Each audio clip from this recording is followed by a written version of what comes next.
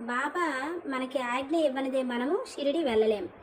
అలాగే షిరిడి నుంచి బయటికి వెళ్ళాలన్నా సరే బాబా అనుమతి కావాలి. అలా బాబా అనుమతి తీసుకోకుండా, బాబా ఆజ్ఞను లెక్క చేయకుండా షిరిడి నుండి బయటికి వెళ్ళిన ప్రజలు చాలా ఇబ్బందులు ఎదుర్కొనేవారు. అంటే వాళ్ళకి ఇలా ఇబ్బందులు వస్తాయని బాబా సర్వజ్ఞుడు ఒకటిచే ముందుగానే చెప్పేవాళ్ళు.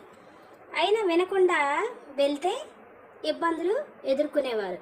అందులో తాత్య కోతే పాటిల్ ఒకరు. తాత్య కోతే పాటిల్ ఒకరోజు టాంగాలో కోపర్గాంలో జరుగు సంతకు వెళ్ళాలని నిశ్చయించుకున్నాడు. హడావిడిగా మసీదుకు వచ్చి బాబాకి నమస్కారం చేసి సంతకు వెళ్తానని చెప్పారు. బాబా అతనితో తొందర పడవద్దు, కొంచెం ఆగుము, సంత సంగతి అటుండనివ్వు, ఊరు విడిచి అసలు బయటికి ఎక్కడికి పోకు అని చెప్పాను.